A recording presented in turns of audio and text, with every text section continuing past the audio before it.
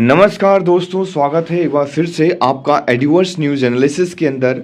Today is 28 November 2022 and we are going to discuss the Hindu newspaper analysis.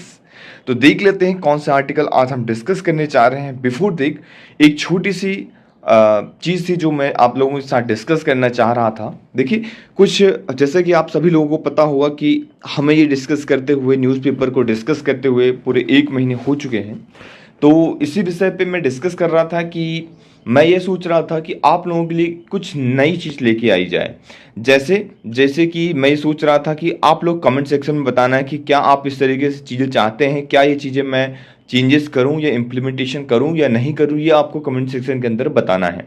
हम क्या करेंगे, पूरा newspaper को डिस्कस करेंगे। उससे ये होगा कि लेक्चर का लेंथ थोड़ा सा इंक्रीज हो सकता है ना, और लेक्चर थोड़ा सा आने में समय लग सकता है, बट क्वालिटी में कोई कॉम्प्रोमाइज नहीं होगा। हम जैसे न्यूज़ डिस्कस कर रहे हैं वैसे ही न्यूज़ को डिस्कस करेंगे, आर्टिकल्स को डिस्कस करेंगे, साथ ही साथ बैकग्राउंड इन्फॉर्मेशन को देखेंगे। उसके साथ साथ मैं आपको क्या करूंगा, हर दिन 5 से 10 जो है प्रीलिम्स के फैक्ट्स याद कर पाऊंगा तुरंत। तो आपको क्या हो जाएगा, रोज 5 से 10 फैक्चुअल इंफॉर्मेशन आपको याद होती जाएंगी धीरे धीरे करके। साथ ही साथ हम क्या करेंगे, 5 MCQ करेंगे, 5 MCQ प्रीवियस ईयर क्वेश्चन हर दिन करेंगे लेक्चर के एंड में। और साथ ही एक मेंस का क्वेश्चन भी मैं आप लोगों के साथ डिस्कस करूंगा, है ना, कि इंट्रो कैसे बनाना है ना, बॉडी कैसे रखनी है, कंक्लूजन में क्या रखना है, ये सारी चीजें हम डिस्कस करने वाले हैं। तो आपको ये बताना है कि क्या ये चीजें इंप्लीमेंटेशन करनी चाहिए या नहीं करनी चाहिए, या और भी कुछ चीजें जो एडिशन में आप चाहते हैं, जैसे कि मैपिंग वगैरह हो गया, तो वो भी इंक्लूड करें या नहीं करें। लास्ट लेक्चर के लास्ट में हर दिन मैपिंग स्टार्ट करेंगे, एक सीरीज वाइज मैपिंग स्टार्ट करेंगे। जैसे कि हम शुरू करेंगे एशिया से, तो एशिया के सारे इंपॉर्टेंट वाटर बॉडीज देख लिया, माउंटेन्स देख लिया, रेंजेस देख लिया, एक एक चीजें उसके बारे में डिस्कस कर लिए। तो धीरे धीरे करके आप देखेंगे महीने और 2 महीने के अंदर अंदर आपकी पूरी मैपिंग खत्म हो जाएगी, प्रीलिम्स के पहले आपकी मैपिंग खत्म हो जाएगी। और हर दिन 5 MCQ के हिसाब से आप लगभग 150-200 MCQ, मतलब एक तरीके से 2 पेपर के लगभग लगभग आप खत्म कर देंगे सुबह सुबह न्यूज एनालिसिस के साथ साथ। और हर दिन एक मेंस का क्वेश्चन भी आप कर लेंगे। तो चलिए स्टार्ट करते हैं लेक्चर को। उसके पहले अगर आप लोगों ने अभी तक एडिवर्स न्यूज एनालिसिस के पेजेस को फॉलो नहीं किया है तो प्लीज जाइए एडिवर्स न्यूज एनालिसिस के पेजेस को फॉलो कीजिए, इंस्टाग्राम के अंदर, ट्विटर के अंदर। और साथ ही साथ अगर आप इस लेक्चर की PDF चाहते हैं तो आप हमारा टेलीग्राम ग्रुप को ज्वाइन कर सकते हैं। For joining the Telegram group, link जो है डिस्क्रिप्शन बॉक्स में मैंने दे रखा है, वहां से जाके आप इसे ज्वाइन कर सकते हैं। साथ ही साथ अगर आप चाहें तो टेलीग्राम में सर्च कर लीजिए edivers_news_analysis, वहां से आप इस टेलीग्राम की इस लेक्चर की PDF को अवेल करवा सकते हैं, अवेल कर सकते हैं। साथ ही अगर आप मुझसे जुड़ना चाहते हैं तो मुझे इंस्टाग्राम पेज में फॉलो करना ना भूलिए। इंस्टाग्राम के अंदर _प्रकाश द्विवेदी _ करके मेरी ID है। साथ ही साथ एग्जाम, सब्जेक्ट और कोई भी पर्सनल क्वेरीज हैं तो आप मुझसे यहाँ पे पूछ सकते हैं, है ना, डायरेक्टली कांटेक्ट कर सकते हैं। चलिए स्टार्ट करते हैं। देख पा रहे होंगे आप आपके स्क्रीन के सामने यहाँ पे पहली न्यूज जो निकल के आ रही है, China's anti lockdown protest spread to dozens of campus. तो लगभग कई कैंपस, दर्जनों कैंपस के अंदर जो है प्रोटेस्ट चाइना के अंदर स्टार्ट हो गए हैं एंटी लॉकडाउन को लेके, क्योंकि कोविड-19 के चलते जो चाइनीज जो है प्रेसिडेंट शी जिनपिंग जो है call for end of lockdown. तो अभी बहुत ज़्यादा एक तरीके से ऐसा कह लीजिए कि लॉकडाउन लगा के रखा था, बहुत ही टफ लॉकडाउन था चाइना के अंदर कोविड-19 को लेके। और वहां पे बात चल रही थी, क्या ये लोग मांग क्या कर रहे हैं, एक तरीके से प्रोटेस्ट हो रहा है चाइना के अंदर, बहुत ही इसे देखने को मिल रहा है। वो लोग कह रहे हैं we need democracy, rule of law, freedom of expression. ये इस तरीके से नारे जो है लगाए जा रहे हैं यूनिवर्सिटीज के अंदर। बहुत सारी यूनिवर्सिटी है, जैसे कि आप देख पा रहे होंगे सिंगुआ यूनिवर्सिटी बीजिंग के अंदर, जो उनका मेन शहर है बीजिंग, वहां पे सिंगुआ यूनिवर्सिटी के अंदर भी देखने को मिल रहा। बहुत तेजी से ये अब जो डेली कंफर्म केसेस हैं वो तेजी से बढ़ रहे हैं, इसलिए लॉकडाउन बहुत तेजी से लगा था, है ना।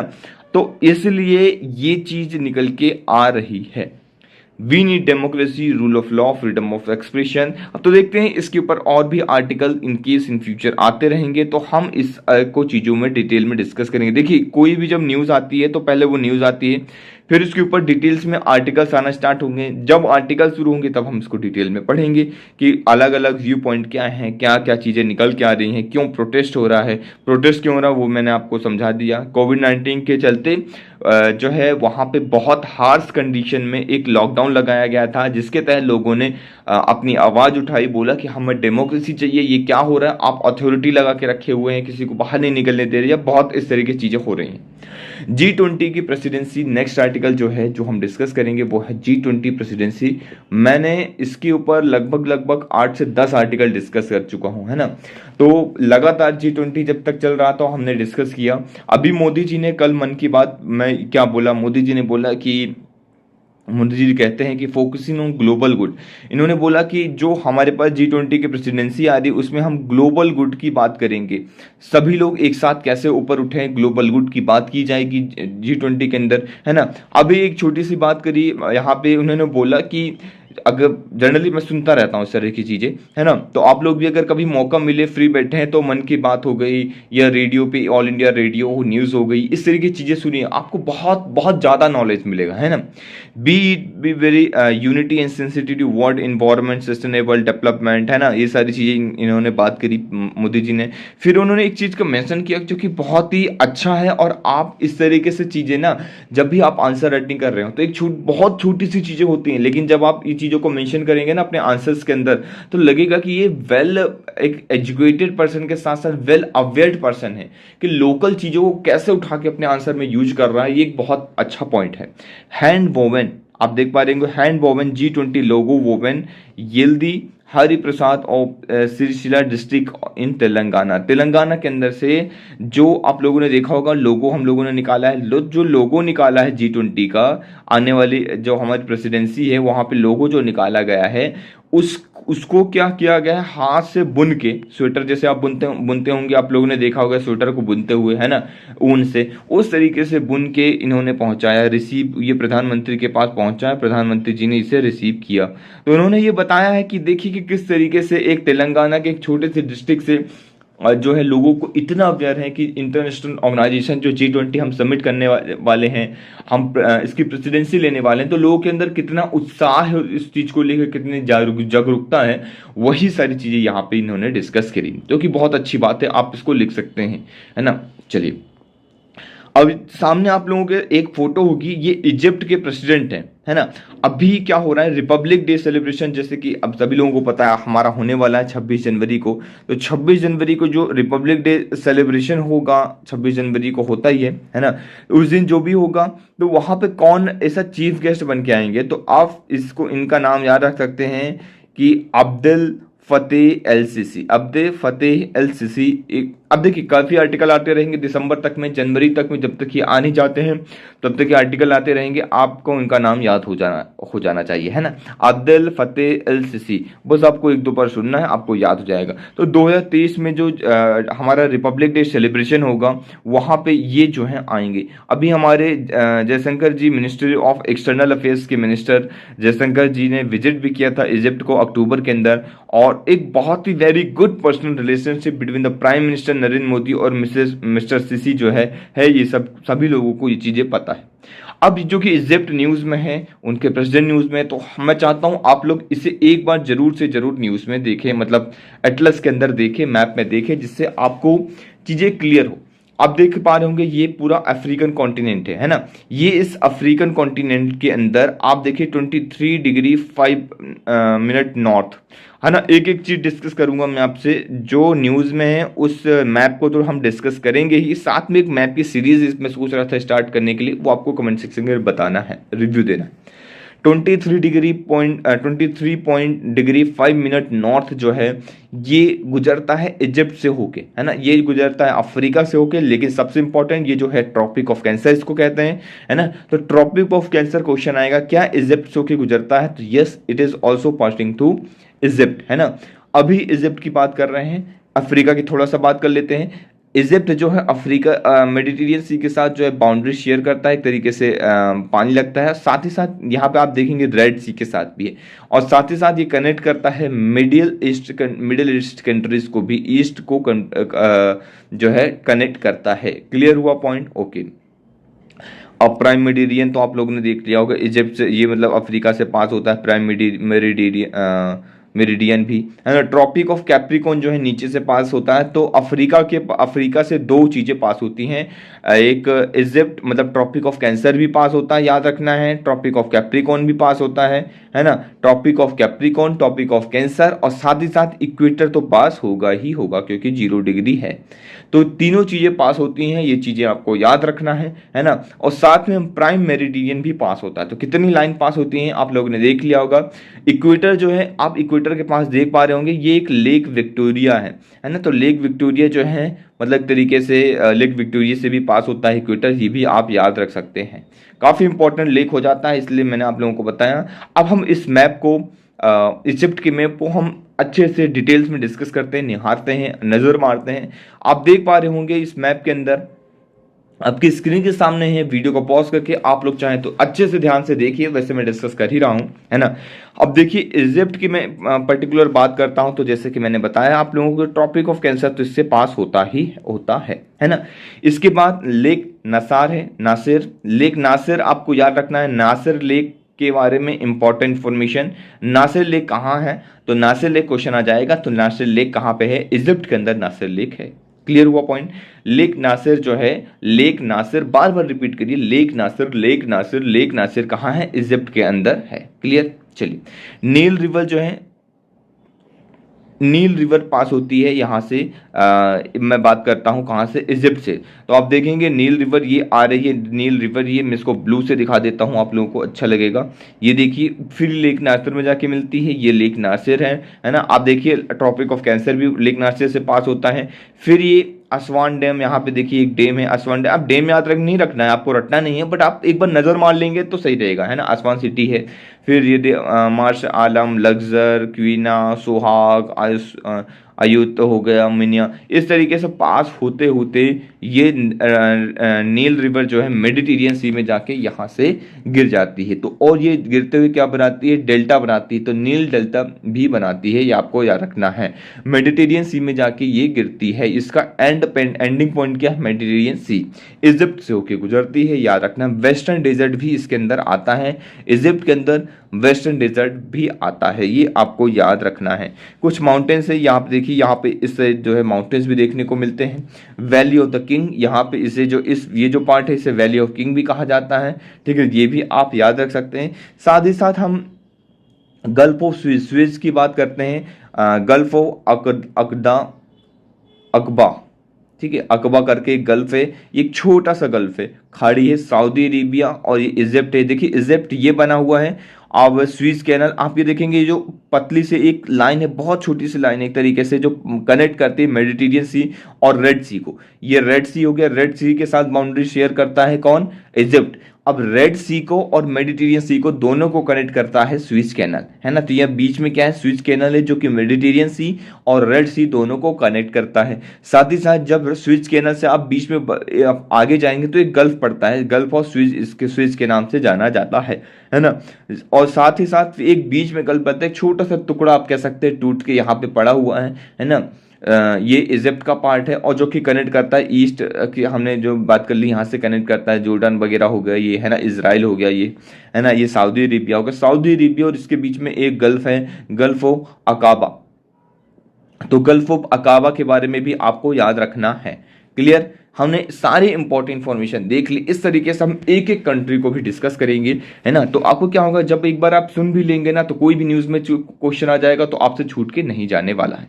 चलिए और भी डिस्कस करते हैं। बॉर्डर फ्ले ऑफ ईस्ट इजिस Assam lift travel curb to Meghalaya, ये हम पहले न्यूज डिस्कस कर चुके हैं। और अगर आप लोगों ने डिटेल में डिस्कस किया है, अगर आप लोगों ने वो वीडियो नहीं देखा तो प्लीज़ जाके कमेंट सेक्शन में बताइए, और आपको वो लेक्चर जो है डिस्क्रिप्शन बॉक्स में मिल जाएगा, तो आप वहाँ से उसे एक बार देख सकते हैं, है ना। The next article which we are going to discuss is related to, यहाँ पे आप देख पा रहे होंगे, the first private university for educationally backward Mewat region coming up in Rajasthan के अंदर आने वाला है ना। तो पहला ऐसा प्राइवेट यूनिवर्सिटी होगा एजुकेशनली बैकवर्ड के लिए, तो जब भी आएगा तो हम इसको डिटेल में डिस्कस करेंगे। क्लियर। चलिए देखिए, the next article which we are going to discuss is related to literary park to honour Malayalam writer Basheer. तो बशीर जो है एक मलयालम राइटर है। कमेंट सेक्शन में आपको इनके बारे में बताना है, इन्होंने कौन कौन सी रचनाएं लिखी हैं, ये कैसे राइटर रहे हैं, इनका टाइम पीरियड बताना, ये आप लोगों का होमवर्क है ना। कुछ चीज़ें मैं होमवर्क में दूंगा जिससे आप अगर खुद करेंगे तो खुद को नॉलेज ज़्यादा होगा। आप यहाँ पे देख पा रहे हैं ये बशीर जी की फोटो है ना। इस तरीके से एक लिटरली पार्क तैयार किया गया है ना। तो ये आपको याद रखना है। क्लियर होगा पॉइंट। ये देखिए है ना, ये बशीर जी हैं। तो ये आप याद रख सकते हैं ना। ये पहले प्रकार का ऐसा तमिलनाडु सॉरी केरला के अंदर, the Kerala first literally park in Kerala build in the memory of his work. इनके जो काम करते हैं उनके मेमोरी में ये चीज़ बनाया गया। केरला मिनिस्टर कॉर्पोरेशन बीएन वासवान जो है मंडी को लोकेट किया है। तो ये छोटी सी इन्फॉर्मेशन थी जो मुझे लगा कि आप लोगों के साथ शेयर करना चाहिए। देखिए आज एडिटोरियल सक्सेस के अंदर कोई भी ऐसा आर्टिकल नहीं है जो आप लोगों के एग्जामिनेशन पॉइंट ऑफ व्यू से काफ़ी आपको हेल्प करे। अब ये कॉलेजियम सिस्टम है, अब नेगेटिव पॉइंट हम पहले डिस्कस कर चुके हैं। बस एक पॉइंट है कि ओपेक नहीं है, उनके जो अपॉइंटमेंट है जुडिशियल अपॉइंटमेंट जो है सही तरीके से नहीं हो रहा है, ओपेक नहीं है, पारदर्शिता नहीं है एक तरीके से, है ना। तो वही क्रिटिसिज्म किया जा रहा है। तो इतना कुछ खास इसमें तो है नहीं, है ना। और वही ये कांग्रेस रिटोरिक पावर पीएलए मार्च अहेड, है ना, चाइना की पार्टी कांग्रेस की बात कर रहे हैं तो ये हमारे लिए इंपॉर्टेंट नहीं है। A new era of Ibrahim Lodi, ये सारी प्रोग्रेसिव एजेंडा मलेशिया की बात कर रहे हैं तो ये भी हमारे लिए इंपॉर्टेंट नहीं है ना। ये कोई भी आर्टिकल इंपॉर्टेंट नहीं है हमारे लिए। बट आज हमारे लिए जो इंपॉर्टेंट है वो टेक्स्ट एंड कंटेक्स्ट से आपके लिए लेके आए हैं जो कि काफी ज्यादा इंपॉर्टेंट हो जाता है toward legalising the same sex marriages. अभी सेम सेक्स को लेके, मैरिज को लेके अभी आप सभी को पता होगा सेम सेक्स जो है is not know more criminal activity, है ना। तो क्रिमिनलाइज नहीं रह गया, इसको डीक्रिमिनलाइज कर दिया गया। बट अभी तक इसे मैरिज के बेसिस में लीगलाइज नहीं किया है। तो बात चल रही है, इस पूरे आर्टिकल को हम देखेंगे और डिटेल में डिस्कस करेंगे। देखिए आप यहां पे देख पा रहे होंगे, एक एक लाइन पढ़ पढ़ के मैं आपको समझाऊंगा और क्लियर करूंगा। बहुत अच्छा आर्टिकल है, एक एक पॉइंट इसका इंपॉर्टेंट है। आप ध्यान से सुनेंगे तो पूरा समझ में आने वाला है आपको। Chief justice of India D.Y.. Chandrachud जो है नवंबर 25 को सेंट्रल को जो है इशू नोटिस करते हैं। क्या हमने पहले भी देखा था कि अटॉर्नी जनरल ऑफ इंडिया को और सेंट्रल को नोटिस करते हैं कि आप लोग क्या कर रहे हैं, बताइए। 2 पिटीशन जो आई हैं, इस पिटीशन में क्या उठाया जाए, क्या फाइल किया जाए। एक जो 2 पिटीशन फाइल की गई हैं, gay couples to allow solemnization of the same sex marriage under the Special Marriage Act SMA 1954। इन्होंने बोला कि सेंट्रल मतलब D Y. Chandrachud ji chief justice of India कहते हैं कि क्या स्पेशल मैरिज एक्ट SMA 1954 को आप लोगों ने अमेंड किया, आप लोगों ने क्यों अभी तक अमेंडमेंट नहीं किया। हमारे पास पिटिशंस आ रहे हैं, इसके ऊपर क्या फैसला सुनाए हम, अब इसे अमेंड कीजिए और इसके ऊपर फैसला लीजिए कि आपको क्या करना है। हम बात करेंगे स्पेशल मैरिज एक्ट की, क्या है, क्या इंपॉर्टेंट पॉइंट्स हैं इसके, सारी चीजें देखेंगे। लेकिन पिटीशन क्या कहता है, सबसे पहले आप यहां पे नजर मारिए। ये दोनों फोटो हैं, आप इस पिक्चर को देख पा रहे होंगे, है ना। ये इनका ना, ये civil form of marriage special marriage act provide करता है civil form of marriage for the couples who can not marry under their personal law. तो ये SMA जो प्रोवाइड करता है क्या कपल्स को कि वो मैरी कर सकता है जो अगर उनके पर्सनल लॉ में, जो पर्सनल लॉ है, हिंदू मैरिज एक्ट हो गया, मुस्लिम पर्सनल मैरिज एक्ट हो गया, अगर उसमें वो चीज़ नहीं है तो वो उसके अलावा भी यहाँ पे शादी कर सकता है स्पेशल मैरिज एक्ट 1954 के तहत। क्लियर हुआ पॉइंट। पहली पिटीशन आती है, ये 2 आदमी हैं, सुप्रियो चक्रवर्ती और अभय दांग। ये सुप्रियो चक्रवर्ती और अभय दांग की यहाँ पे पिक्चर आप देख पा रहे होंगे, है ना। आप इन लोगों को इमेजिन कर लीजिए, इन्होंने क्या किया, पिटीशन दायर किया। इन्होंने बोला कि हु कपल, ये पिछले 10 साल से एक दूसरे के साथ हैं, कपल हैं, लेकिन शादी नहीं कर पा रहे क्योंकि ऐसा कोई प्रावधान हमारे कॉन्स्टिट्यूशन में, हमारे पास लॉ में है ही नहीं, है ना। Petition argue that special marriage act ultra wire की बात कर रहे हैं, अल्ट्रा वायर से मतलब बियॉन्ड वंस लीगल पावर और अथॉरिटी। अल्ट्रा वायर का मतलब होता है किसी पावर और किसी अथॉरिटी के बियॉन्ड, ऐसा कोई लॉ बना ही नहीं है एक तरीके से। तो कह सके to extend to discriminates between the same sex couple of opposite sex. Clear. Act जो है डिनाई करता है सेम सेक्स कपल को both legal right as well as the social recognition of the status. अगर उन्हें मैरिज का status नहीं दिया जाएगा तो सोशल एक्सेप्टेंसी जो हमारे समाज के अंदर है वो भी नहीं होगी, है ना। तो मैरिज जो है सोशल एक्सपेक्टेंसी होती है, ये आपको याद रखना है। फिर कुछ एडवोकेट आते हैं, सीनियर एडवोकेट, जैसे कि नीरज किसान कौल और मेनका गुरुस्वामी जी कहते हैं यहाँ पे पिटिशन के ऊपर ये बोलते हैं कि जो 15 लेजिस्लेचर रिसेंटली हुए हैं, 15 लॉ बने हुए हैं, वो भी विच गारंटी, जो गारंटी कहते हैं right to wages, gratuity, adoption, surrogacy, ये जो भी सारी चीज़ें हैं, so on were not available to LGBTQ citizen. देखिए, जब अब हम इन्हें राइट्स दे रहे हैं तो क्यों इनको प्रॉपर तरीके से राइट्स नहीं मिल रहे हैं? अब देखिए ना, आज भी लॉ जो बन रहे हैं उनके ऊपर कहीं ना कहीं फ्लॉज हैं। अभी ये देखने को मिलता है कि जो भी लॉ बन रहे हैं वो इनके लिए वैलिड नहीं हो रहे हैं, है ना। तो क्या आप इन लॉ को फिर से चेंज करेंगे समय आने के साथ, है ना। तो जरूरत है ना कि आप जो भी लॉ बनाइए उसमें LGBTQ+ सिटीजन के लिए सारी इंपॉर्टेंट चीजें इंक्लूड रहें, ये इनको भी आप शामिल करिए। Ought to be apply to a marriage between, special marriage act क्या कहता है, क्या अप्लाई करता है marriage between any two person, किसी भी दो इंसानों के लिए, लेकिन regardless their gender identity and sex orientation.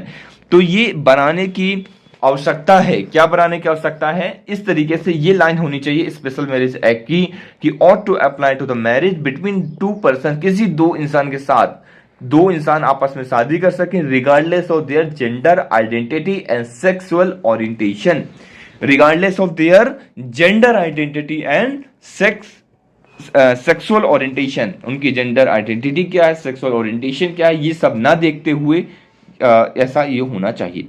अब ये जो है, ये पिछले 17 सालों से एक दूसरे के साथ रिलेशनशिप में है लेकिन शादी नहीं कर पा रहे हैं, है ना। ये पार्थ फिरोज मेहरोत्रा जी हैं और उदय राज आनंद जी हैं। ये जो है ये जाते हैं सीनियर एडवोकेट मुकुल रतोगी के साथ और आर्ग्यू करते हैं recognition of same sex marriage was only the sequel or continuation of Navtej Singh Johar judgment of 2018।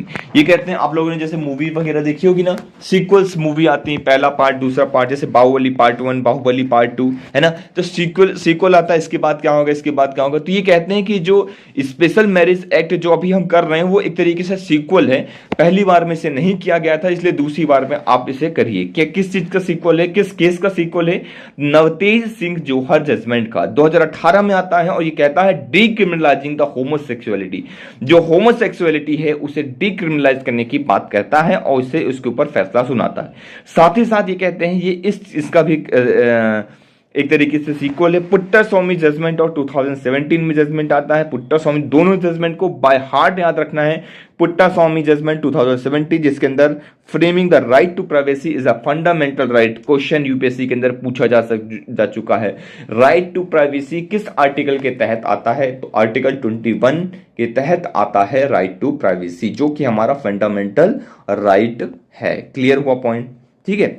Rohatgi जी कहते हैं पिटीशन के अंदर did not touch the personal law में कोई टच नहीं करते, बट इनका कहना है कि 1954 का जो स्पेशल मैरिज एक्ट है अब उसे चेंज कीजिए, उसे जेंडर न्यूट्रल लॉ बनाने की कोशिश कीजिए। आप देख पा रहे होंगे जैसे कि मैंने अभी कुछ समय पहले ही 2 दिन पहले ही डिस्कस किया कि जो रेप के केसेस होते हैं वहां पे भी जेंडर न्यूट्रल लॉ बनाने की आवश्यकता है, क्योंकि एक लड़के के साथ एक मेल था, उसके साथ 4 लड़कियों ने जबरदस्ती उसका किडनैप किया और उसे बेहोश किया। इसके बाद फिर उसके साथ जो है रात भर उसके साथ सेक्स किया, उसको एक तरीके से प्रताड़ित किया, है ना, वायलेंस किया उसके साथ। तो ऐसा नहीं है कि सिर्फ और सिर्फ लड़के रेप कर सकते हैं, लड़कियां भी रेप कर सकती हैं। ये जेंडर न्यूट्रल लॉ बनाने की आवश्यकता अब हमारे समाज को है ना।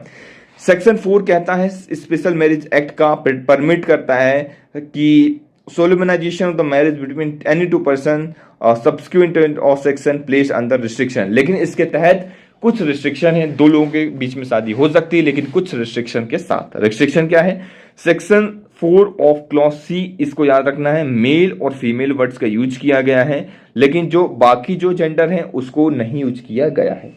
तो जेंडर लैंग्वेज वर्ड है यहाँ पे, जेंडर लैंग्वेज वर्ड जैसे कि हस्बैंड और वाइफ की बात की गई है, ब्राइड और ब्राइड ग्रूम की बात की गई है ना। ये सारी चीजें बात की गई है। मेल और फीमेल की बात की गई है, कपल जो है सिर्फ मेल और फीमेल हो सकते हैं। तो एक क्वेश्चन उठता है, वाई कपल जो है मेल और मेल क्यों नहीं हो सकते और फीमेल क्यों नहीं हो सकते हैं। How similar petition have been file, अलग 9 तरीके के पिटिशन यहाँ पे फाइल हुए थे दिल्ली हाई कोर्ट के अंदर और केरला के अंदर।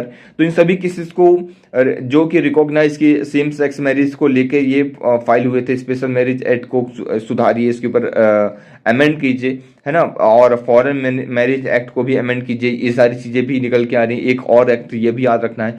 तो फ्राइडे को सुप्रीम कोर्ट ने की जो बेंच CJI चंद्रचूड़ जस्टिस और हिमा कोहली जो है ट्रांसफर कर देते हैं सारे केसेस को जो कि हाई कोर्ट में पेंडिंग थे वो अपने ऊपर और लेके और फिर उसको सुनते हैं। फिर एक जजमेंट डालता है NALSA versus Union of India judgment 2014। 3 judgment मैंने आपको यहाँ पे बताया, पहला कौन सा है, दूसरा कौन सा है, तीसरा आप लिख लीजिए साथ ही साथ, है ना। 2014 का ये जजमेंट आपको याद रखना है। The court has said that non binary individual, मैं बात करता हूं नॉन बाइनरी इंडिविजुअल्स की। ये कौन होते हैं? देखिए, ऐसे जो अपनी सेक्सुअल ओरिएंटेशन को नहीं पहचान पाते हैं at the time of birth, उनकी सेक्सुअल ओरिएंटेशन कुछ अलग होती है ना। मेल और फीमेल से अलग जो भी होते हैं उन्हें हम बाइनरी कहते हैं, नॉन बाइनरी कहते हैं। Clear? We are protected under the constitution. अब इस जजमेंट के अंदर ही बोला गया है कि जो नॉन बाइनरी इंडिविजुअल्स हैं, जिनकी सेक्सुअल ओरिएंटेशन सही मतलब एक तरीके से मेल और फीमेल को छोड़ के है ना, उन सभी लोगों को प्रोटेक्ट किया जाता है कॉन्स्टिट्यूशन के तहत। उनके फंडामेंटल राइट हैं, ये सारे के सारे फंडामेंटल राइट उन्हें भी मिलते हैं, जैसे कि equality, non discrimination, life, freedom of life, है ना, freedom and so could not be restricted to those who biologically male और फीमेल, है ना। जो भी biologically male not be restricted, मतलब जो जिस तरीके से बायोलॉजिकली मेल और फीमेल होते हैं उसी तरीके से बायोलॉजिकली या उनका जो ओरिएंटेशन है जो भी अलग हो, जो भी चीजें हैं, है ना, ट्रांसजेंडर जितने भी हैं, है ना, LGBTQ कम्युनिटी के जितने पीपल्स हैं, जितने लोग हैं, वो उन सभी लोगों के साथ कोई भी किसी भी प्रकार का डिस्क्रिमिनेशन नहीं होना चाहिए। तो फिर ये क्यों स्पेशल मैरिज एक्ट के तहत इनके साथ डिस्क्रिमिनेशन हो रहा है, ये पॉइंट निकल के आता है। साथ ही साथ क्यों जो पिछले 14 से 15 लॉ बने हैं उसमें इन सब का प्रावधान LGBTQ कम्युनिटी को इंक्लूड नहीं किया गया है, एक बहुत बड़ा क्वेश्चन मार्क सामने आता है। इसको भी आवश्यकता है कि इसे न्यूट्रल किया जाए। What is the government stand? Question आता है कि गवर्नमेंट का क्या स्टैंड है। देखेंगे हम सेम सेक्स मैरिज के ऊपर दिल्ली हाई कोर्ट ने और सोलिसिटर जनरल जो तुषार मेहता जी, उन्होंने क्या कहा। फॉर द सेंटर सेट, उन्होंने कहा कि law marriage was permissible between the biologically man, जो बायोलॉजिकली मैन है और बायोलॉजिकली वुमेन है, उन दोनों के बीच में ही शादी हो सकती है, ऐसा इन्होंने कहा, ऐसा इनका स्टेटमेंट है। साथ ही साथ सेंटर कहता है यहाँ पे the acceptance of the institution of marriage, जो मैरिज का इंस्टीट्यूशन है उसमें किसको एक्सेप्टेंस मिलेगी इंस्टीट्यूशन में, between two individual or the same gender is neither recognized nor acceptance in any uncodified personal law और any codified statutory law। किसी भी लॉ के अंदर अगर कोई सेम सेक्सुअल ओरिएंटेशन रखता है तो उसे मैरिज करने का प्रावधान नहीं है, कि आपको याद रखिएगा, इस सेंटर ने ये चीज कही है। Clear? It also argued that against the urgency of the police saying nobody was denying the absence of marriage certificate, है ना। तो ये देखिए बहुत ही अजीब सी चीज है कि इस तरीके की चीजें आज भी हमारे समाज के अंदर कही जा रही हैं कि कोई मरा नहीं जा रहा है अगर उसे शादी का सर्टिफिकेट नहीं मिले, है ना। जनरल फर्स्ट हमको तो यार तुम मर नहीं रहा है, कोई खाने को नहीं मिलेगा तो, है ना। तो यहाँ पे सेंटर इस तरीके की लैंग्वेज को यूज कर रहा है। क्या यूज कर रहा है कि कोई मरा नहीं जा रहा है अगर शादी का सर्टिफिकेट नहीं मिलता है तो। अब क्वेश्चन आता है कि अदर कंट्रीज क्या कहती हैं और क्यों ये शादी का सर्टिफिकेट इतना ज्यादा इंपॉर्टेंट हो जाता है, क्योंकि उससे सोशल एक्सेप्टेंस मिलता है सीधे के सीधे, है ना। 32 कंट्रीज दुनिया के अंदर, वर्ल्ड के अंदर ये लीगलाइज कर चुकी हैं सेम सेक्स मैरिज को थ्रू लॉ बना के या जुडिशियल प्रोनाउंसमेंट करके। Clear? Civil union partnership which provide the legal recognition of unmarried couples of the same sex और अपोजिट सेक्स को, है ना। तो इन्हें लीगलाइज करते हैं सिविल यूनियन और पार्टनरशिप को, ये आपको याद रखना है। Come with the marriage such inheritance marriage. अब अगर मैरिज होती है राइट, तो उनको बहुत सारे राइट्स अपने आप मिल जाएंगे, जैसे कि मैरिज के साथ देख, शादी सिर्फ एक शादी नहीं होता है, शादी के साथ साथ बहुत सारे राइट्स जो हैं इंसान को मिल जाते हैं। जैसे कि आप देखेंगे इनहेरिटेंस, मेडिकल बेनिफिट्स हो गया, एम्प्लॉयमेंट बेनिफिट्स एम्प्लॉय बेनिफिट्स हो गया, ठीक है, स्पाउस टू द स्पाउस हो गया, जो भी उसके साथ है ना, मैनेजिंग जॉइंट टैक्सेस, फाइनेंशियल सारी चीज़ों के सम केसेस, एडॉप्शन के केसेस, ये सारी चीज़ें मिल जाती है ना। ये सारे लोग क्या जो राइट्स हैं वो सब के सब कब मिलते हैं? शादी के बाद मिलते हैं। Clear? The Netherland was the first country, याद रखना है नाम नीदरलैंड का। Netherland was the first country in 2001 to legalise same sex marriage, amending the line of civil marriage law. तो इसे अमेंड करके और सेम सेक्स मैरिज को अलाउ कर देता है 2001 के अंदर। तो अभी जरूरत है कि हम भी इस चीजों के ऊपर कदम उठाएं। क्लियर? आई होप चीजें क्लियर हो रही होंगी आपको। हमने बहुत ही डिटेल में जाके इस आर्टिकल को डिस्कस किया जिससे कि आपके सारे कॉन्सेप्ट क्लियर हो जाएं। देखिए, ये जो नेक्स्ट आर्टिकल है ये काफी इंपॉर्टेंट हो जाता है आप लोगों के साइंस और टेक्नोलॉजी, इंटरनल सिक्योरिटी, इन सब से रिलेटेड ये आर्टिकल है ना। अब ब्लू जैकिंग, ब्लू स्नैर्फिंग और ब्लू बगिंग, क्या होता है ब्लू बगिंग? देखिए, बहुत सावधान हो जाइए। अगर आप लोग ब्लूटूथ का यूज कर रहे हैं और ब्लूटूथ का अननेसेसरी यूज कर रहे हैं, मतलब आप लोगों ने चला के छोड़ दिया है, ब्लूटूथ चल रहा है और कोई डिवाइस कनेक्टेड नहीं है ना, तो वो बहुत खतरा हो सकता है। आपका सिस्टम हैक हो सकता है, आपका मोबाइल, आपका पीसी, आपका लैपटॉप, कुछ भी, जो भी जिस चीज से आप ब्लूटूथ का यूज कर रहे हैं, जहाँ पे भी वो सारी चीज़ें हैक हो सकती हैं। आपकी डेटा, आपके नोटबुक, आपकी पिक्चर्स, आपके मोबाइल कॉल रिकॉर्डिंग, एसएमएस, सब कुछ जो है आपकी प्राइवेसी का हनन हो सकता है, सारी चीज़ें ली जा सकती हैं। सबसे पहले जो ब्लू बगिंग है वो जर्मन रिसर्चर मार्टिन हर्फर्ड 2004 में यूज किया था। इसको ऐसे यूज किया था, कैसे? इन्होंने इन सारी चीज़ों को यूज किया था एडवर्टाइजमेंट के पर्सपेक्टिव से। लोगों के मोबाइल में सीधे सीधे क्या हो जाता था, एक मैसेज आ जाता था बिना सिम कार्ड के। उसे क्या कहते हैं? उसे हम कहते हैं ब्लू जैकिंग। ब्लू जैकिंग क्या होता है पहले मैं आपको बता देता हूँ। एनोनिमस मैसेज टू यूजर्स को पास पहुंच जाएगा। आप लोगों ने देखा होगा ना, कभी कभी अगर ऐसा होता है कि आप लोगों का मोबाइल एकदम से कोई मैसेज आ गया, सामने स्क्रीन के ऊपर मैसेज ऐसे छा गया है ना, लिखा हुआ आ गया, आपको पढ़ने पड़ेगा, आप बैक करेंगे, वो बैक हो जाएगा नो डाउट, लेकिन उसमें ऐसा नहीं रहेगा किस नंबर से आया, कैसे आया, आपको नहीं पता होगा कि यार ये मैसेज कैसे आ गया। पहले ये चीज ज्यादा देखने को मिलती थी, है ना। No messenger, no sim card, किसी चीज की यहाँ पे जरूरत नहीं होती और एसएमएस पहुंच जाएगा, है ना। ना ब्लू स्नैर्फिंग क्या होता है? Gallery access. यहाँ पे ब्लू स्नैर्फिंग के अंदर सामने वाला आपकी गैलरी तक पहुंच सकता है, कौन सी इमेजेस रखी, कंटेंट को एसेस कर सकता है, पर्सनल फाइल्स को दे सकता है, सारी इंपॉर्टेंट इंफॉर्मेशन आपका निकाल सकता है। और इन सब दोनों से ज्यादा टफ होता है, एक खतरनाक होता है ब्लू बगिंग। ब्लू बगिंग के अंदर आपकी कॉल रिकॉर्डिंग ली जा सकती है, इवन आपके कॉल रिकॉर्ड, आपके मोबाइल से मैसेज किसी और को भेजा जा सकता है, कॉल रिकॉर्डिंग को पूरा सुना जा सकता है, कॉल को फॉरवर्ड किया जा सकता है कि कोई भी कॉल आपके पास आ रहा है तो वो आपके पास ना आके वो कहीं और फॉरवर्ड भी किया जा सकता है। तो ये बहुत ही डेंजर कंडीशन है ना। इसके अंदर मैंने पूरा क्रक्स बता दिया आर्टिकल का। यहाँ पे बात कर रहे हैं कि ब्लू बगिंग कैसे होती है, व्हाट इज ब्लू बगिंग की मैं बात करता हूँ, है ना।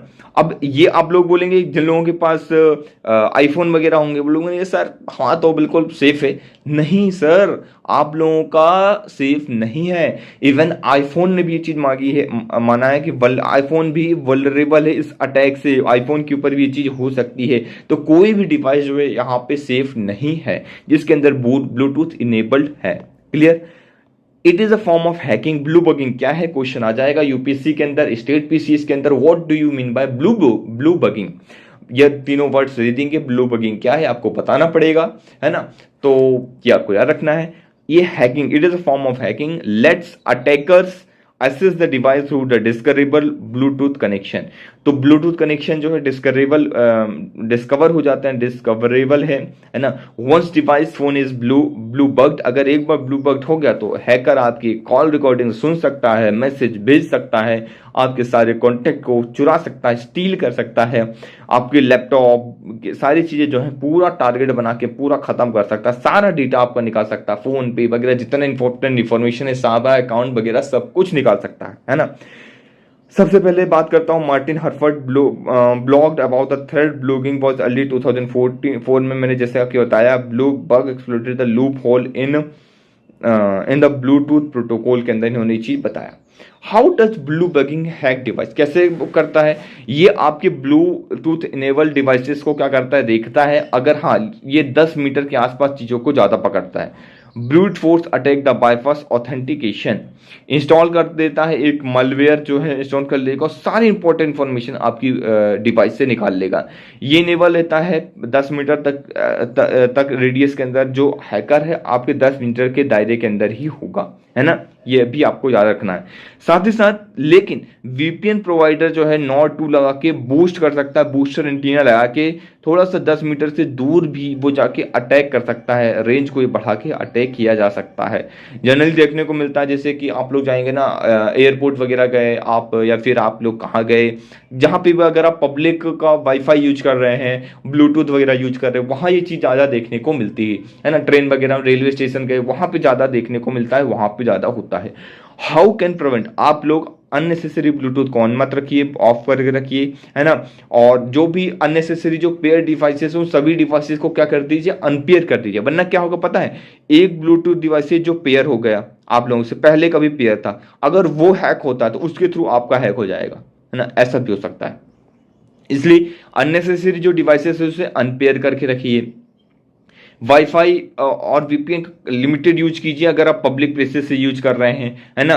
और क्या कर सकते हैं, और जैसे ये अप्लाइड क्लाउड कंप्यूटिंग के जो प्रेसिडेंट हैं उन्होंने एक अच्छा सॉल्यूशन बताया कि आप लोग डिस्कवरेबल फीचर को बंद करके रखिए। आप लोगों ने देखा होगा ना ब्लूटूथ डिस्कवर करता है आप लोग कि आपको शो हो रहा है कि नहीं, उसे आप अनेबल करके रखिए। आप लोगों ने अपना कनेक्ट कर दिया और बाकी फिर उसके क्या कर दिया, डिस्कवरेबल फीचर को अनेबल कर दिया, डिसेबल कर दिया। जब डिसेबल कर देंगे तो सामने वाले को दिखेगा नहीं, तो वो अटैक नहीं कर पाएगा, है ना। तो ये बहुत अच्छा सा स्टेप है ना। Make your Bluetooth device undiscoverable, Bluetooth setting से आप जाके ये चीज कर सकते हैं। नॉट टू, ये चीज आपको पता होना चाहिए, अलग अलग जगह पे फोन के अलग। If your phone is suddenly disconnecting, अगर आपका फोन सडनली डिस्कनेक्ट हो रहा है, रिकनेक्ट हो रहा है, कॉल बार बार लग रहा है, जा रहा है, आ रहा है, कट हो रहा है, और आप लोग नोटिस कर रहे हैं कि कुछ मैसेज अपने आप जा रहे हैं, तो ये इंडिकेट है कि कोई ना कोई आपकी डिवाइस को कंट्रोल कर रहा है। क्लियर। कुछ मॉडर्न एंटीवायरस चीजें आ गई हैं, उन्होंने वो बहुत अच्छे तरीके से हेल्प करती हैं, है ना। और स्पैम लाइक कुछ भी अगर इस तरीके से होता है उसे वो ब्लॉक करती हैं। ये बहुत अच्छी चीज़ है, मॉडर्न एंटीवायरस का आप यूज कर सकते हैं, ठीक है। वायरलेस ईयरबड्स वगैरह सक्सेसटेबल है, ज़्यादा हैक में ज़्यादा यूज होता है वायरलेस ईयरबड्स वगैरह, अगर आप यूज करते हैं तो इस चीज़ों से सावधान हो जाइए और सावधानी के साथ चीज़ों को यूज कीजिए। क्लियर। तो ये आई होप चीज़ें क्लियर हो गई होंगी। डिटेल्स में इस आर्टिकल को भी हमने डिस्कस किया, तो कैसा रहा लेक्चर आप लोगों को बताना है। और साथ ही साथ लेक्चर को खत्म करने से पहले एक छोटी सी न्यूज और आप देख पा रहे होंगे, Nagaland group to raise its bifurcation bid with Shah.